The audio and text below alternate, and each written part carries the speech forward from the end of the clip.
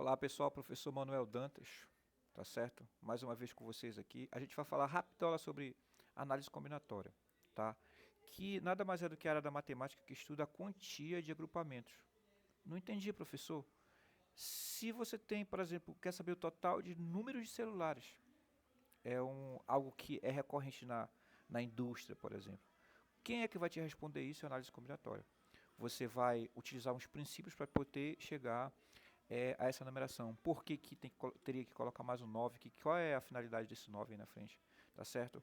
Ou, por exemplo, se você for fazer escolha em um lanche, você tem três escolhas de lanche, duas escolhas de suco e sobremesa. Quem vai te determinar o número de possibilidades? A análise combinatória. Tá certo? Agrupamentos. Na verdade, o foco do estudo são os tipos de agrupamento, que são arranjo, permutação e combinação. Tá certo? São dois agrupamentos, na verdade, porque permutação e arranjo eles têm o mesmo princípio e a combinação é outro princípio. Mas a gente vai estudar separadamente, tá bom? Cada tipo tem aplicações específicas e tu vais determinar o uso de cada um deles a partir da questão em si. Tu vai, na verdade, encontrar na leitura a possibilidade de utilizar cada um deles que tem uma equação matemática que os determina, tá certo? Exemplo aí, ó. Do ponto A até o ponto B, indo para a esquerda e para cima, de quantas maneiras, ô moto, de quantas maneiras você pode ir de A para B, indo para a esquerda e para cima?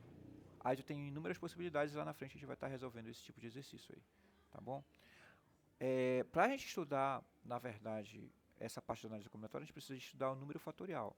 Rapidamente, o número fatorial é nada mais do que uma sequência multiplicativa de razão 1 decrescente. Não entendi, professor Dantas. Por exemplo, fatorial de 7 é 7 vezes 6, vezes 5, vezes 4, vezes 3, vezes 2, vezes 1. Fatorial de 7 é isso, basicamente. Tá certo? E aí, a gente vai multiplicar esse camarada aqui e vai encontrar o fatorial de 7. O cálculo dos agrupamentos é de grande importância para a área da probabilidade. Lá na frente a gente vai estudar a probabilidade e a gente vai precisar desses cálculos, tá certo? De agrupamentos, enfim. Porque na hora que a gente for fazer uma probabilidade de algo, a gente precisa do total de possibilidades, das possibilidades de subconjuntos, enfim, tá bom? A gente precisa se resguardar para a probabilidade. Qual é a função da análise combinatória? Senhores, contar todas as combinações possíveis. Quantos resultados podem ser obtidos na lotérica? Olha, tu tem 60 números, tu tem 6 maneiras diferentes para... De quantas maneiras tu pode... Aliás, quantos cartões tu pode fazer ao todo lá?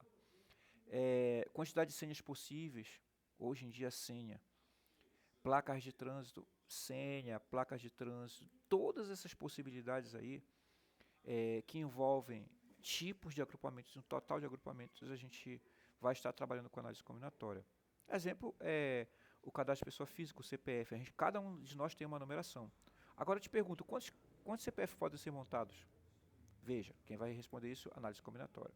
Quantidade de algoritmos de programação, investimentos de bolsas, enfim. Na verdade, isso que a gente vai estudar aqui é um parâmetro para o ensino médio, mas esse recurso é utilizado já a grande escala em indústria, enfim, toda vez que tu vai combinar algo, se tu quer saber o número de possibilidades, tu está utilizando análise combinatória. Tá? Você tem, hoje em dia, QR Code já é um formato geométrico. Você tem o código de barras, que o código de barras te direciona para um número de sequências que é específico daquele desenho ali, enfim. Tá certo? Então a análise combinatória vai trabalhar toda essa parte aí. E na próxima aula a gente vai ver, a partir daí sim, o princípio fundamental da contagem, que é o primeiro passo, tá certo? De estudar análise combinatória. Grande beijo, professor Dantas. A gente se vê na próxima.